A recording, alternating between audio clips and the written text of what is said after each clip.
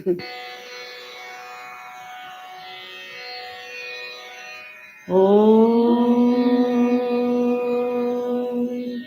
Sahana Bhavatu Sahana Bhunaktu Sahaviryam Karavavahai Tejasvinavadhitamastu ma vidvishavahai. Om Shanti Shanti Shanti.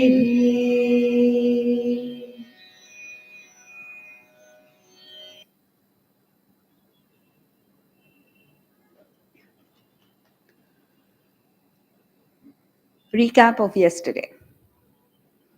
We looked at the two kinds of motivations that we can have. Deficiency motivation, where we feel we don't have enough, and that is what motivates us to work, act. Or it could be abundance, that you have enough and more, and now you want to work to share this abundance with everybody else. We looked at the importance of swadharma, your talent, your passion, your unique gift, and that there are three types of actions: selfish, unselfish, selfless. What we need to do, verse 19, conclusion. Tasmat asakta satatam karyam karma samachara. Therefore, at all times, perform your obligation without attachment. By acting without attachment, you will attain the supreme. And then we looked at the emotional support system. Now, let's get back to action, which is the theme of this chapter. Your action can be unconscious, means routine mechanical action. Sometimes you drive like that. You're used to going from your home to the office in the morning. You go the same way. Even if you're supposed to turn left, take another route, you forget. That is unconscious, routine, repetitive action. Or every action can be conscious, where you look deeper, further, and then you can't be violent or hateful, jealous, greedy. You can't be all of that because you're aware of what you're doing. It's only when you're not aware that you do all of these things.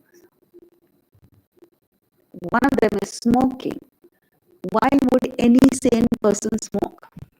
That's why Bernard Shaw defined a cigarette as a little bit of tobacco rolled in a piece of paper with fire at one end and a fool at the other. So, similarly, why would you snap and yell at people? Why would you be nasty to people if you're conscious? As you become conscious, your action changes. So there are people who used to eat meat every meal, who then became vegetarian and now vegan. All this happens when you're conscious. Then you shift from desire-driven activity, wanting things, performing action only because you want, to I ought to do it. It's my duty.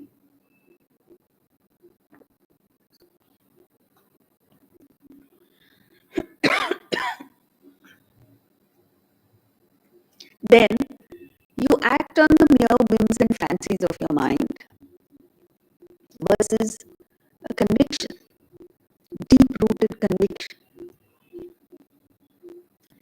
This is the difference between, then you can go against the tide of your vasanas or simply act along your vasanas. This is the difference between animals and human beings. Animals have no choice. They have to act according to their nature. A cow is mild, a A lion is ferocious, a dog barks, a deer is timid.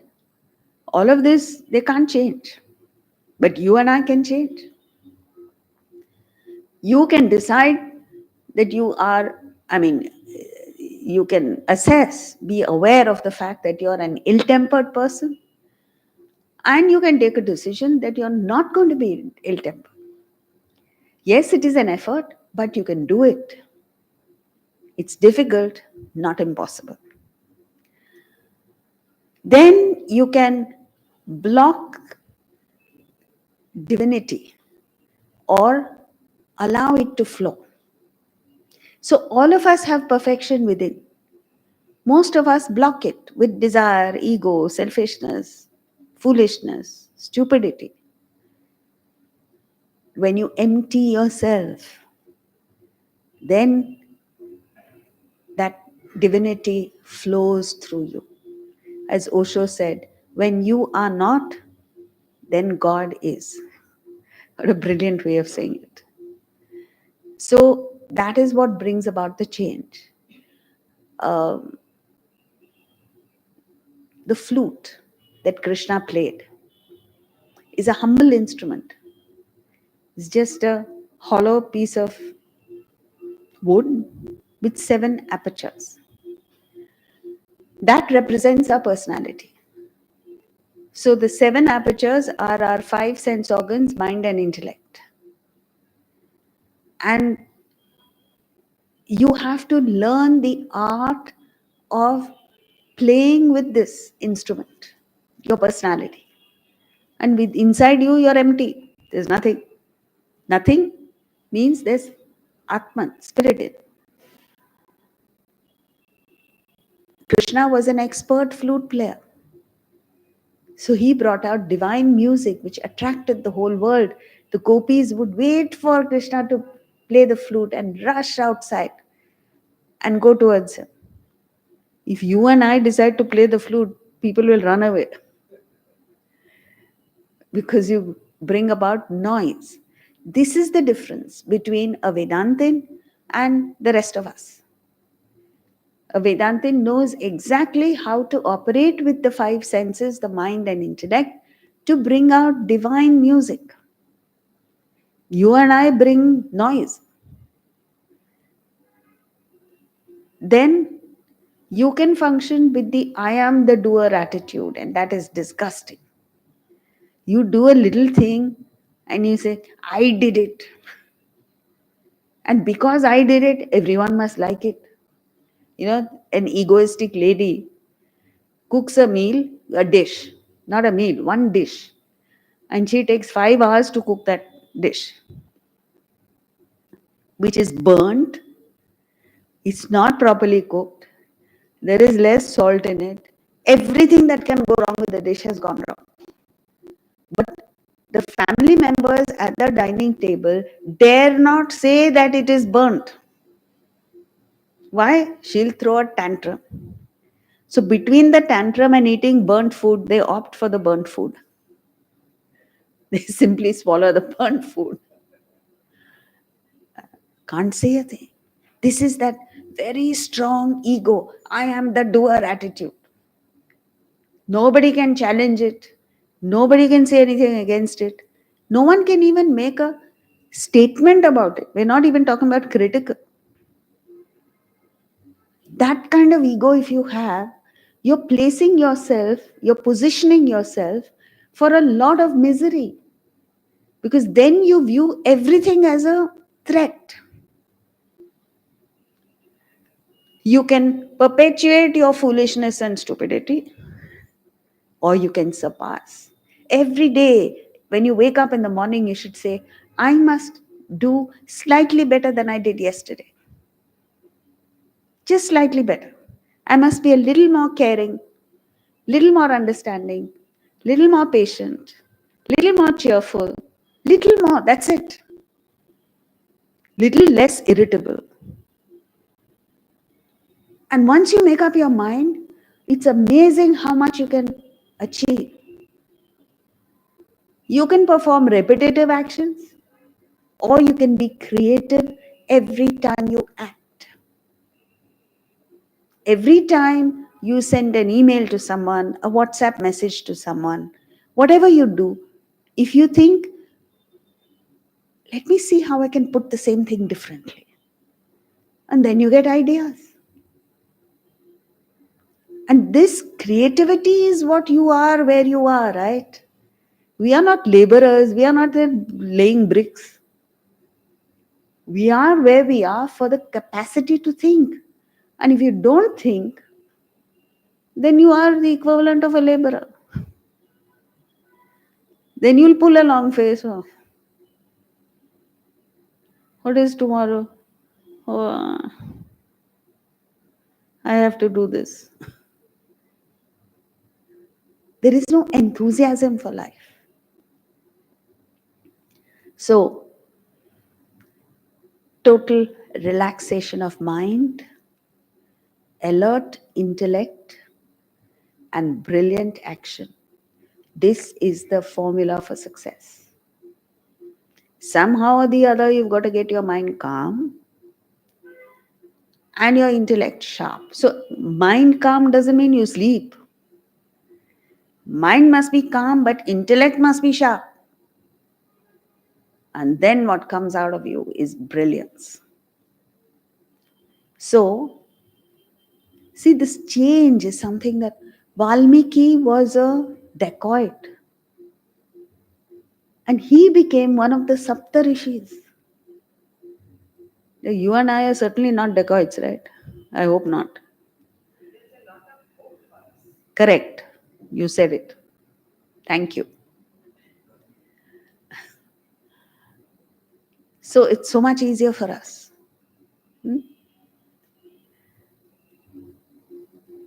Now we move to the next verse, which is verse 25. Sakta karmanya vidvansaha yatha kurvanti bharata kuryat vidvans tatha saktaha chikirshur loka sangraham.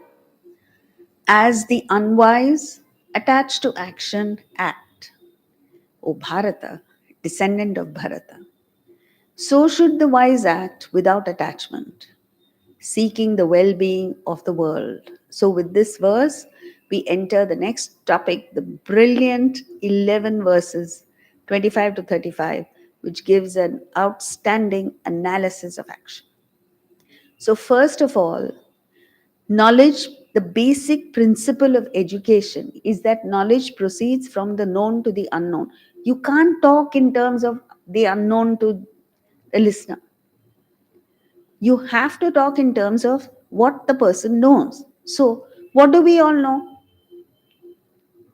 What do we know? Attachment. So he says, just as the unwise means all of us, and he's being very polite by calling us unwise. What he means is utter fools. Act with attachment, act attached to action. Oh Bharata, this is an extremely inspiring term that he uses to address all of us. Bharata comes from two Sanskrit words. Bha means light. That's why the sun is called Bhaskara, the giver of light. Rataha is to delight in, revel in the light of consciousness within, the light of Atman within. This is in our genetic code. We are not meant to revel in the malls of the world. And yet we are doing much more than in Western countries. We are born, our genetic code is to revel in the light of Atman.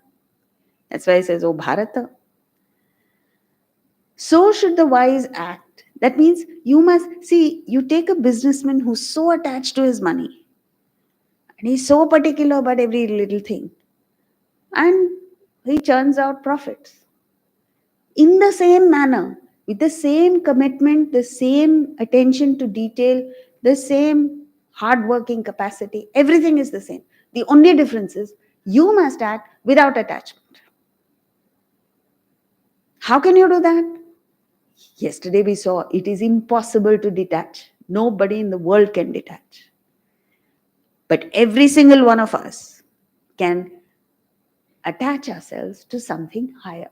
So he says very quickly, Chikirshur Loka Sangraham. This concept of Loka Sangraha is so heartening, is so invigorating, so inspiring. The ability to work for the well-being of the world. Just world. It doesn't say your community. It doesn't say your family. It doesn't say your caste, your religion. No. It's just a broad, large-hearted view. Loka Sangraham. Wishing the well-being of the world. Seeking the well-being of the world. Working for the well-being of the world. The human being alone has this choice of working for self or Loka Sangraha. So, both the wise and the ignorant act. But there is a world of difference in the attitude. Whether you're a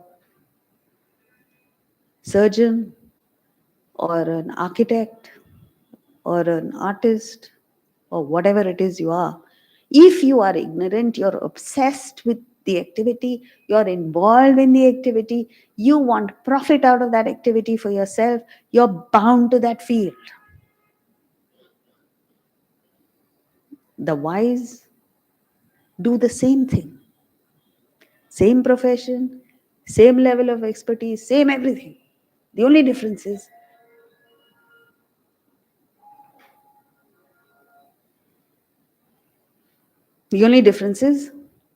he's attached to a higher ideal, and that makes a world of difference. You have to see the person and you can get the vibes. There are doctors, I know so many of them, who are just concerned with the well-being of the patient. That's all. Clear, pure. Don't get distracted. Right? No hidden agenda. He doesn't prescribe things, or he doesn't ask you to take a test because he gets a commission on it. He doesn't prescribe a drug because the pharma company will send him on a trip to London. There's no hidden agenda. Just plain and simple dedication to the patient. And such doctors excel. They just go zooming to the top. They become the best in the field. Same thing with lawyers. Same thing with business people. Even in business. Who do you think is going to buy your product if you're not committed to the customer? See the difference. India had the Ambassador and Fiat cars, which nobody touches today.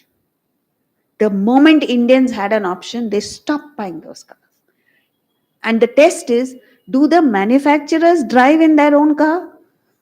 No. They will buy Mercedes and BMW. But manufacture rubbish for the customer. How will you survive? They survive because of license Raj. The moment you open up to competition, you're out. They don't manufacture even one car. Even there, you must be committed to the customer. Look at a Japanese car.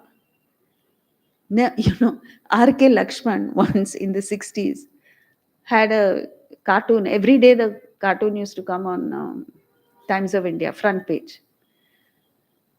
The guy goes to the showroom, brand new Ambassador, and he has a bullock cart that is pulling it because it's broken down, it's not working.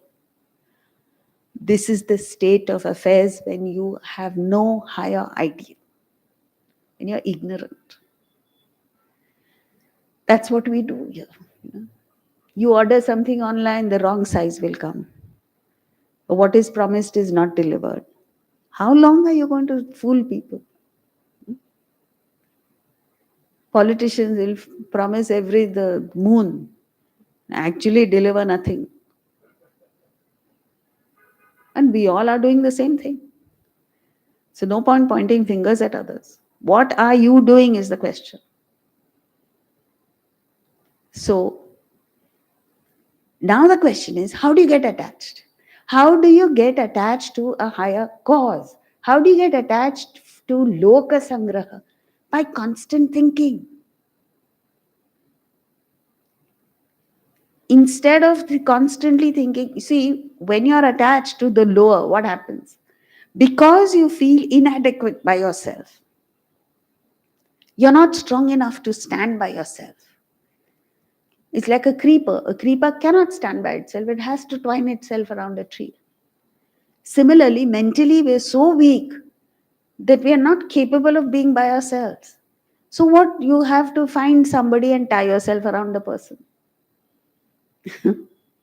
So, I tie myself around you, around you, around your husband, wife, children, so on and so forth. And then you get immobilized. Because if you want to move, suppose you tie yourself to this chair now. At 7:30, you can't get up. If you get up, you have to take the chair with you. That is the situation. So you ask anybody to come here to the lectures, the lady will say, I can't. Because my husband, you don't even ask why. So, because my husband comes home at that time. Are, husband is not a 3-month-old infant.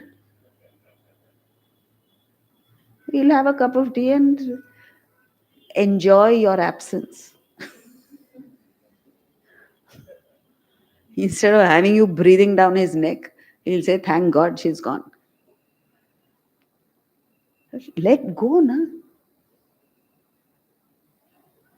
That is the problem. You get immobilized.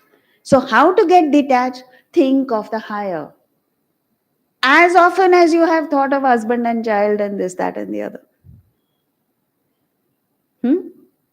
So, constantly, you must have this thought that how can I be of service to the nation? We are celebrating 75th anniversary and we are we are subsisting on tokenism. Every home display a flag. It's nice. I'm not saying you shouldn't do that. All I'm saying is, do you end with that? What are you doing the rest of the year? What are you doing your whole life? So every moment of your life, like a Japanese says, every moment he thinks of Japan first and last. Only Japan, only the country. Then you build a powerful country. During the Second World War, Japan was devastated. Nuclear bomb was planted on it, a small island. It was finished. Nobody would have bet on Japan becoming a powerful country. And yet today, it is one of the strongest economies. Not just today. Very quickly, they put their resources together, worked for the country. Israel and India got independence around the same time, right? Look at where Israel is, look at where we are. Israel is a small pocket. Why? Because we have no higher ideal. So get attached to the higher. And once you get there, go higher still. Don't stop. And that's how you get to the very top. So you don't to be spiritual, you don't have to change your profession or vocation. You don't have to change your wardrobe. You don't have to change anything about you, your diet, and you certainly don't have to move away from your home and family. All you have to do is change your thinking. And all of us are doing everything except change the thinking. With the same wretched, selfish attitude, you move from your home to an ashram. What are you going to do? Pollute that ashram with selfishness. Don't go. Stay where you are. And like they say, create an ashram in your own home. That is the challenge. So, we move down to verse 26. Na buddhi bhedam janayet ajnanam karma sanginam joshayet sarva karmani vidvan yukta samacharan. The wise one should not confuse the minds of the ignorant who are attached to action. Then what must you do? Acting for union with self, one should inspire others to act. So, what he's saying is, see, once you have the vision of something higher, you have to go back to a situation where you experience it. You are a parent, you have a vision, you can see the potential in your child, and you can also see your child wasting her time, not putting in the effort. And you try and communicate to the child, but you can't. You can't do more than a little bit. You have to leave, let go. But you can do something, which is you live a life of dynamism. You live a life that is free from wasteful energies. You lead a life that where you're not indulging. Whatever it is that you want them to live, you live it. That's the only way to inspire them. Why must you not confuse them? Because gunas function. They have certain gunas, certain vasanas, certain desires. They will function. Their nature functions. However much you may want to, selflessly, you may want to communicate higher ideas to them. You can't. That is why in our culture we have a tradition that the teacher doesn't go out and force himself on the student. The teacher is just available. The gurus in the past, mostly they were in the Himalayas. And people right from South India used to go up to the Himalayas in search of a wise person.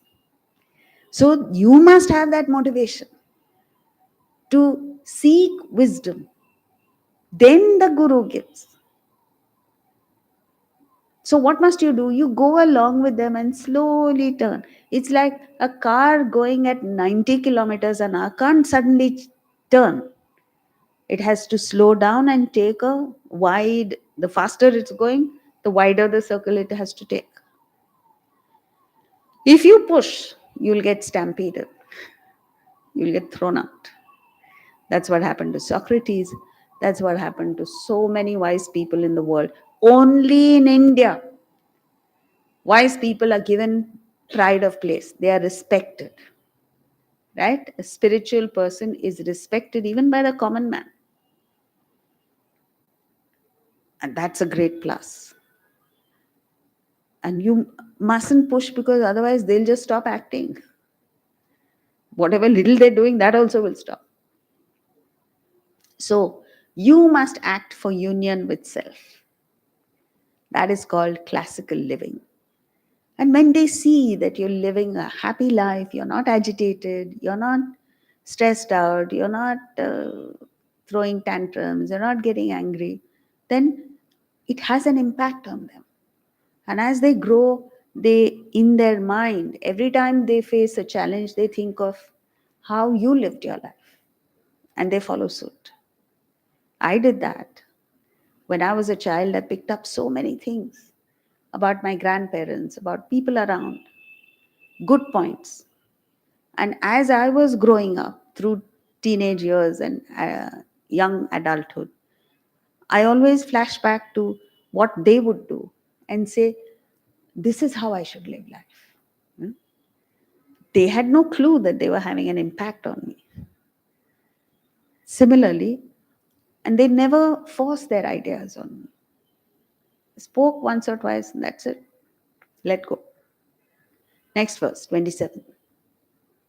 प्रकृते क्रियमाणानि गुणैः कर्माणि सर्वशः अहङ्कारविमूढात्मा कर्ताहमिति मन्यते.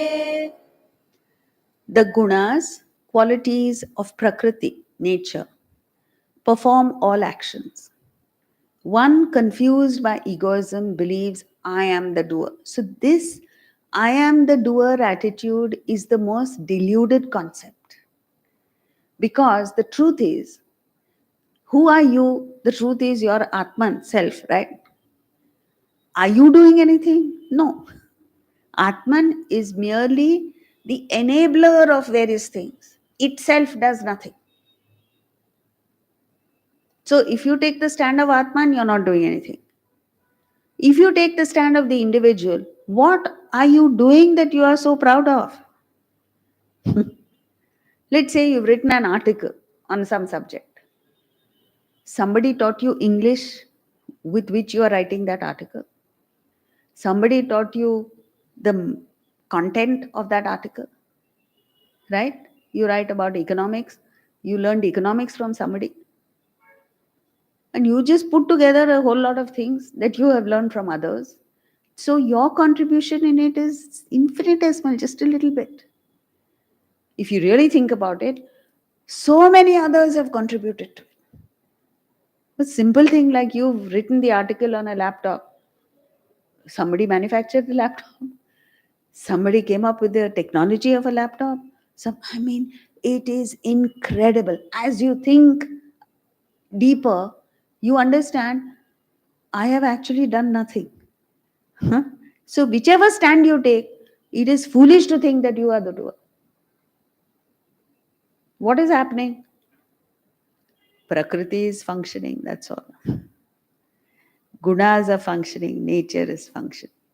And when you understand that, you become detached, you become objective, you are then happy all the time. You don't go through these sharp ups and downs.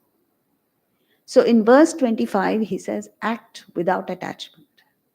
In 26, he says, get attached to loka sangraha, the higher, and act. Means get attached to self, Atman, and act. 27 to 29, he is telling us how to get detached and act. So, Atman enables action, but the quality of action is determined by your vasanas, just as petrol enables all cars to function, to move. But the performance of the car is dependent on the engine, not on the fuel. Fuel is the same in all cars. Performance is very different. A Fiat car splutters. A Honda City performs well.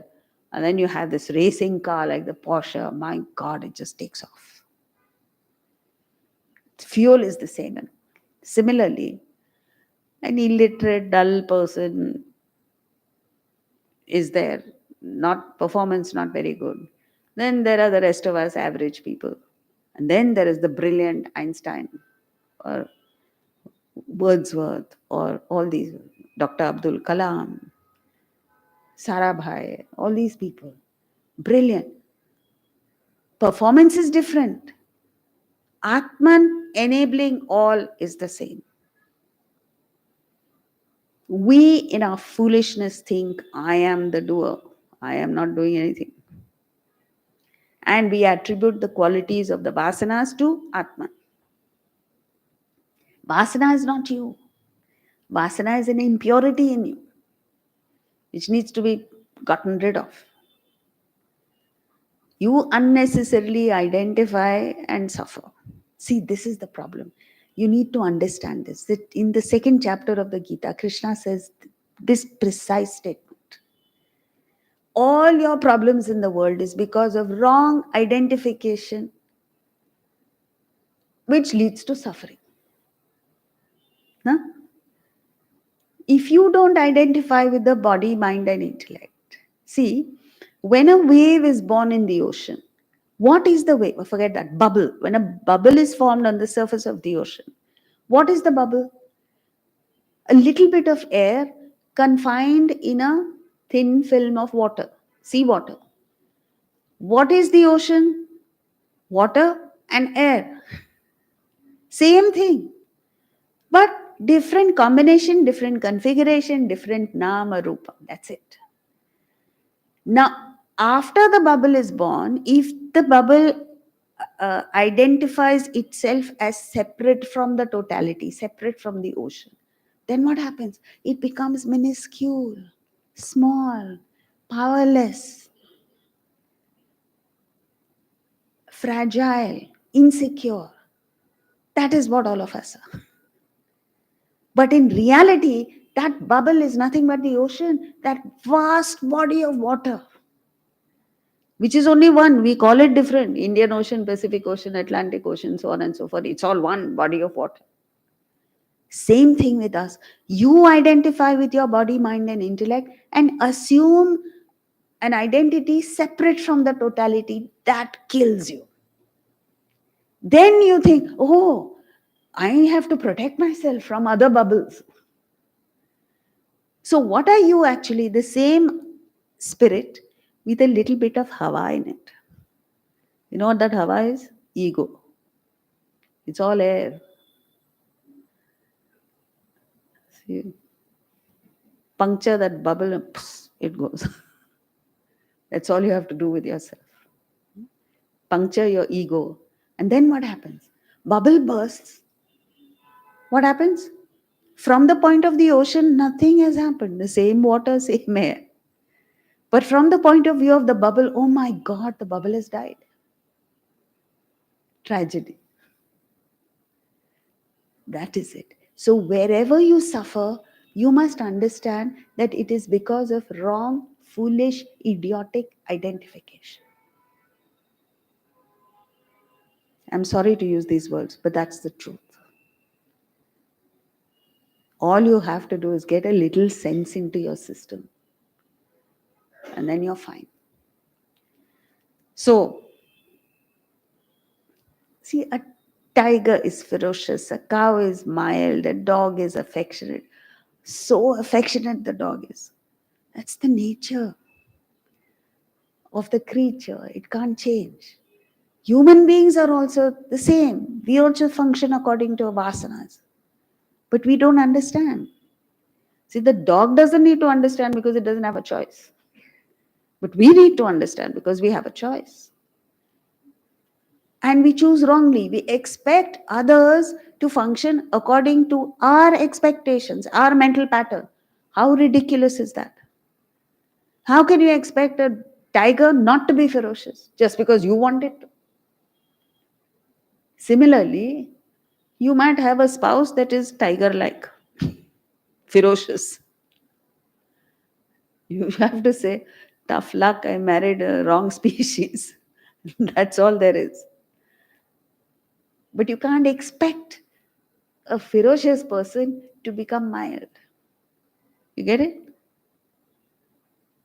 That is it. Then,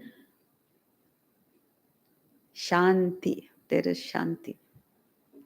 There is no agitation.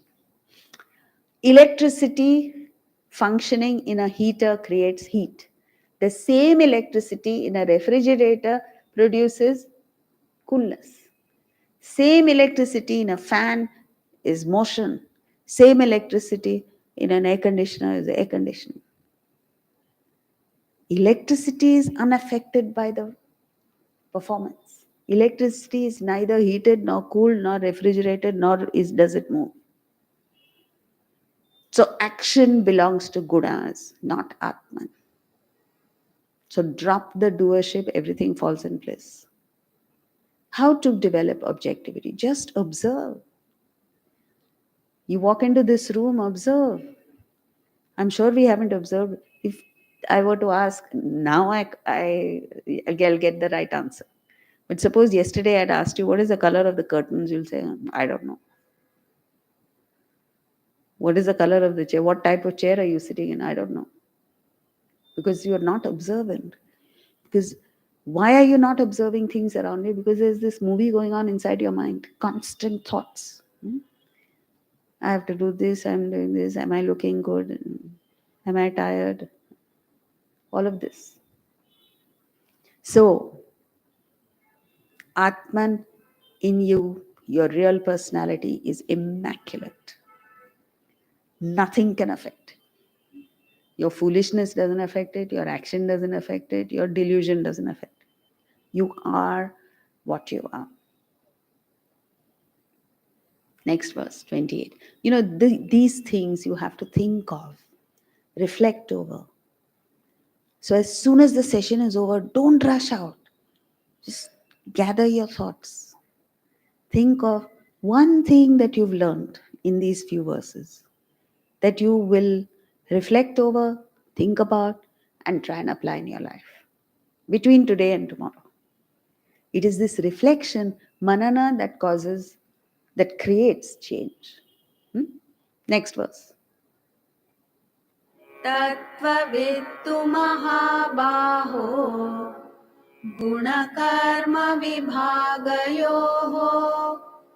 गुणागुणेषु वर्तन्ते इति मत्वा न सज्जते. This is an absolutely brilliant verse. But, O Mahabaho, mighty armed one, the Tattvavit, true knower of the division of guna, quality, and karma, action, is not attached, understanding that guna guneshu vartante. Gunas as sense organs operate in gunas as sense objects. So, in other words, as the vasana, so will be the thought, desire, action.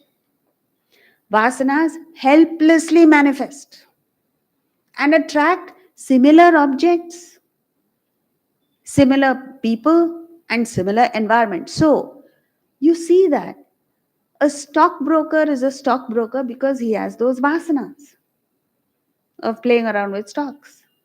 So, he will think of which share has potential to increase, and I don't know what. I'm not a stockbroker. And then he has a desire, so he becomes a stockbroker.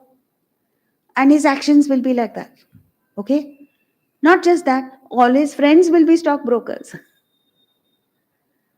His environment revolve, his thoughts revolve, his world is Bombay Stock Exchange. His environment is according to the vasanas. Now then there is a young boy with cricketing vasanas. So he thinks of cricket, he dreams of cricket, everything is about cricket. He has a strong desire, like that Kon Praveen Tambe. No? Isn't that the movie? Very inspiring movie. You must see that. So there's this guy called, it's a real story. He's still living, Praveen Tambe. And he has it's a realistic goal that I must play in the Ranji Trophy, not even test. And his whole life revolves around that. He is meeting there's some arranged match going on. So he meets this girl. He's not even concerned about marriage of the girl. He talks about cricket to her. It's so amusing. So that is his world. His world is cricket and Ranji Trophy. Similarly, you and me. So you think we are living in the same world, same city. No, in the same city, we are living different worlds, dictated by our vasanas. So, one who understands this, Tattvavit, is not attached, is a sakshi. He understands just as you understand. A lion will be a lion, a leopard will be a leopard, a cobra will be a cobra, and a dog will be a dog. You don't confuse that, right? With reference to the animal world, you have no problems. You know exactly how to deal. Even an animal lover knows exactly how to deal with animals. An animal lover might love an anaconda. You know what an anaconda is? A huge serpent which just kills.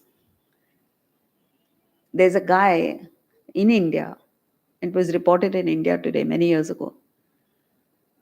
In our villages, not all wells have walls. So they're just open wells. Now you and I know it's a well, so we don't go there. But animals don't know that. So leopards used to come running fast and fall into the well. This guy made it his mission to save leopards from drowning. Now, what can he do? He can't go there and say, hey, leopard, hold my hand, I'll pull you out. He has to first anesthetize the leopard. pull the leopard out, and before the leopard can gain consciousness, get the hell out of there. Because the first person the leopard will attack is his savior. So he understands fully well the nature of the leopard and adapts to the nature of the leopard. Same thing you have to do with human beings. Then you have no problem. But we have a problem because we expect an aggressive person to be mild, an ill-tempered person to be patient, a lazy person to be active, and all of this. Exact opposite you expect. How can it be? And parents, every parent expects every child to be perfect in everything. How can that be? After all, the child has your genes, no? Got it? Impossible. How can it be? Every subject or that too, you must get at least 99%. So you're positioning yourself for a lot of failure and a lot of stress. And then you create conflict with people around you because of your expectations and lose valuable relationships. What a tragedy. So there are objectivity and detachment is the hallmark of spiritual evolution. The more you evolve, the more objective you are, or the other way around. The more objective you are, the more evolved you are. So there are 3 stages of development. You have no understanding, totally involved, maximum suffering. Partial understanding, partial involvement, partial suffering. Man of realization, a person of enlightenment, has total objectivity, no involvement, 100% happiness. This is what it is. And this is the truth of life, friends. You, anywhere where you get agitated, examine, just get to the depth of it. You will understand, I have wrong expectations. That's all there is. And you can't change anybody else. Not even, and the last person on earth you can change is your spouse. So don't even try that. Don't get anywhere near that. Don't even say, I think you have a bad temper. You'll get hit with something that you you won't recover from. So that's what it is. Objectivity is the order of the day. Next verse, 29. प्रकृतेर्गुणसम्मूढाः सज्जन्ते गुणकर्मसु तान् कृत्स्नविदो मन्दान् कृत्स्नविन्न विचालयेत्. The wise should not disturb the ignorant who have incomplete knowledge, are deluded by the gunas, qualities of Prakriti, nature, and are attached to the functioning of the gunas. So, if you don't understand 27 and 28, you will continue to get attached, you won't be objective, and you will suffer. That's all there is.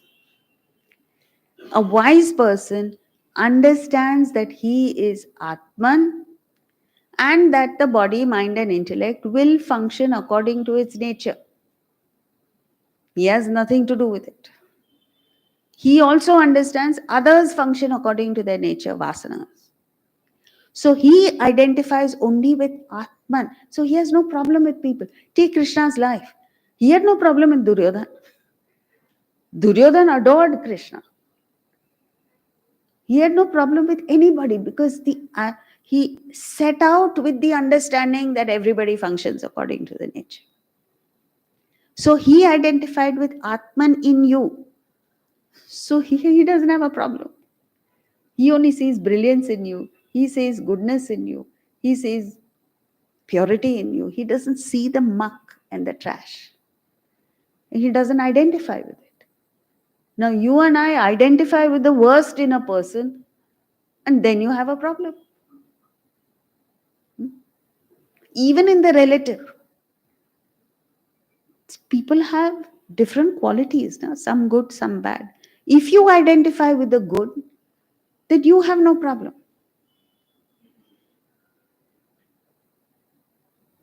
That's all there is. And when do you identify with the good? When there is love. You have love for your children. You think of your child, you think only of the good, right? The child may be disorganized. You don't think, she makes a mess. You don't think like that. You just think of your child and you're overwhelmed with love. That love you must spread to everybody. Then you will see goodness in people. The deluded get involved in their own and others' natures, vasanas. Now you must understand, you can't change, right? Let's say you want to wake up early and exercise every day. Are you able to do that? No. How can you expect another person to change when he's not even trying to change? He doesn't even know that he has a fault. He's not making an effort to change. And how can you expect him to change just because you want him to? It's as ridiculous as expecting you plant an apple seed and you want a mango fruit. Only an idiot will do that, right? That is what all of us are.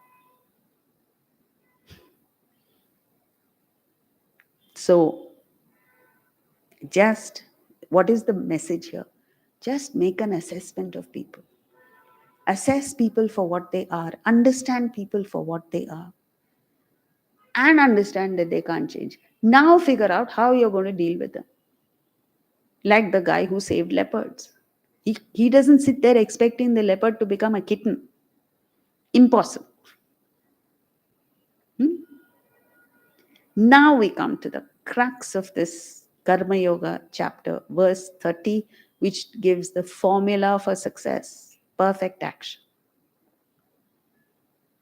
मयि सर्वाणि कर्माणि सन्न्यस्याध्यात्मचेतसा निराशीर्निर्ममो भूत्वा युध्यस्व विगतज्वरः. Fight, surrendering all actions to me, focusing thoughts on the self without expectations, minus, or frenzy. Very simple formula for success. This involves two main portions, sections. One is how to generate energy within you, because we don't seem to have energy. See what happens in offices. By the time you get to your office, you need a strong cup of coffee because you have no energy. And then midway through the morning, the company gives you coffee at their expense because you've lost energy. And that's how you go on. By the end of the day, you've consumed 6-8 cups of coffee and you go home and say you're tired. So you need to generate energy to act. And this energy that you've generated gets dissipated in unproductive channels. So you have to block this wastage of energy. So first, how to generate energy. There are 3 points here. First is with the intellect, focus on the ideal. So the intellect directs all your thoughts and actions to the chosen goal that you have fixed for yourself. And the assumption is, by this time, the assumption is that you have fixed a higher goal. The higher the goal, the greater is the ability to focus. How do we know that? Wind moving in one direction creates power. You have wind energy. Water moving in one direction, power, hydroelectric energy. Simple thing, take a convex lens, take it out in the sunlight, keep a paper at the right distance. What happens? It burns. Without the convex lens, nothing happens. It's the same thing with thoughts. Today, our thoughts are scattered all over the place. So, no energy, no power. Same thoughts, you focus to one point, tremendous energy. Then you become a siddha. So, fix a goal, and all your thoughts, your actions, your emotions should be directed towards that goal. And then you gain power, you generate energy. Then comes the mind. The mind must surrender to the goal, must feel for the goal. You must love what you're doing. There is a chef at the Taj in Delhi once, happened to meet him. He told me something that was interesting. He said, my hair stands on end every time I cook a meal, a dish. So he loves it so much that you love what you're doing so much that you develop a worshipful attitude towards it. And when you surrender to the goal, you gain power. Let's say you are running a factory, you're the owner of the factory. And one of the workers one day comes to ask for a personal favor. How does he come? Even to get to the floor on which you're working requires courage. And somehow he manages to get there. And then he goes to your secretary and says, boss in? Says, yes. Is he in a good mood? Secretary said, he's always in a bad mood. So you go and say what you have to do. I have to say. Then he goes away. Like this, it goes on for 3-4 days. Till there's pressure from the wife. So he pushes himself into the boss's room and then asks. He says, the boss says, So he somehow manages to blurt out, my daughter is getting married next month and I want a loan for it. How much do you want? The worker says, sanction, finished, easy. He goes. Next month, there happen to be elections for the union leader. It so happens this guy wins, the same guy who's asked for a loan. Now, how does he enter the office? He pushes his way in, he doesn't bother to ask the secretary. He goes in and says, this is our charter of demands, meet with it or else. What is the difference? He's the same man, right? What is the difference? Earlier, he went for a personal favor, no power. Now he represents 300 workers, power. When Gandhiji went, Churchill called him a half-naked fakir for his roundtable conferences. He had power because he had surrendered to the cause of 300 million Indians. That's what gives you power.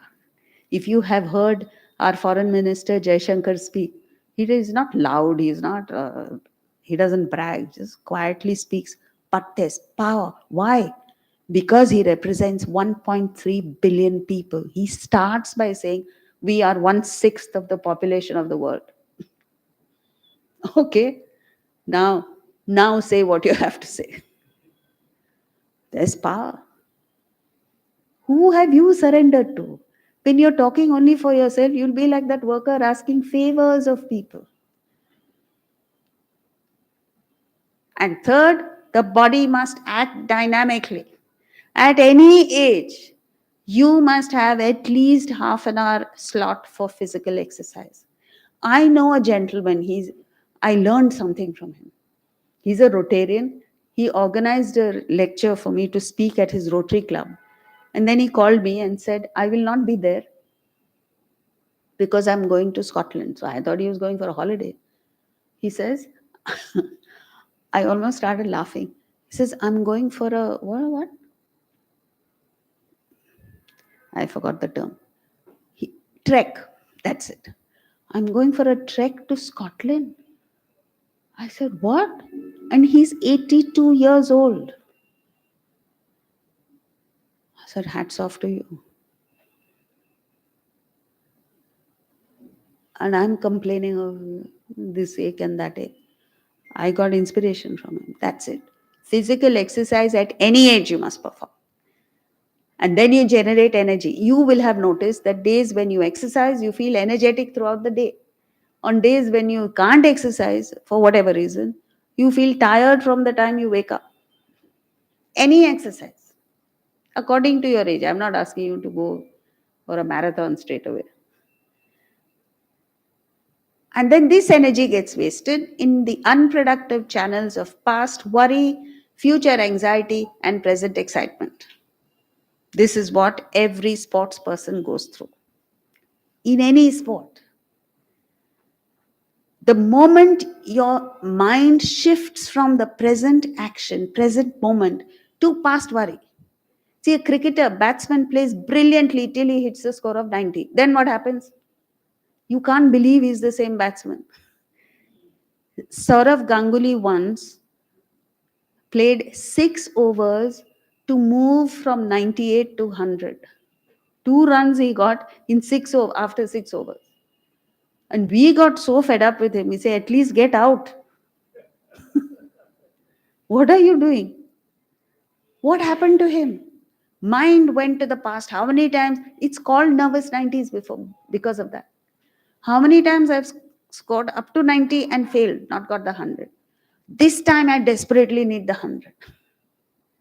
And then he gets out. Past worry, future. We're full of that. You know, a lady normally talks non-stop outside at home. You tell her to speak to 5 people and give her a mic, what happens? Her voice doesn't come out. Why? Past worry. What will the audience think of me? Past worry, all kinds of things come. The sound doesn't come out from her mouth.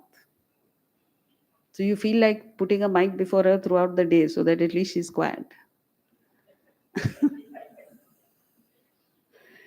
So the 6 C's of excellence are Swadharma, core interest you must identify. Then you must be committed to that goal that you fix for yourself, which must necessarily be higher, unselfish.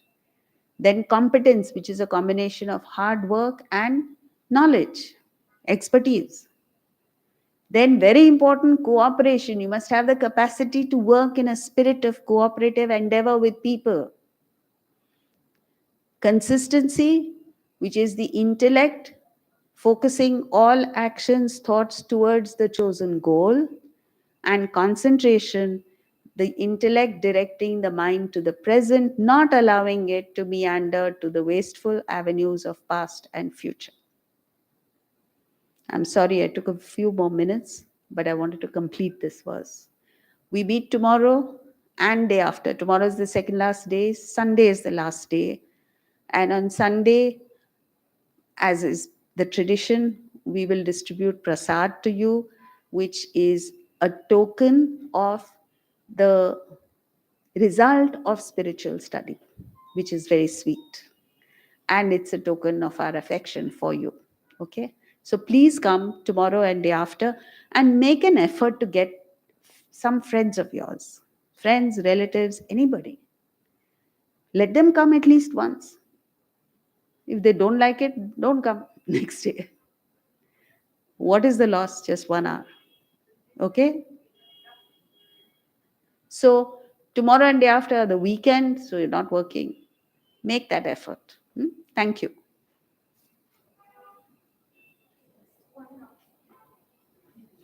Yeah, just one announcement. Sorry, just half a minute. We all face challenges, whether big or small. We cannot change the externals, but we can change our attitude to emerge victorious. Discover the winning attitude in you with the online course by Jayaji. This is the first ever online course. It's titled Overcoming Life's Challenges. You can register for the course on our website vedantavision.org. Thank you.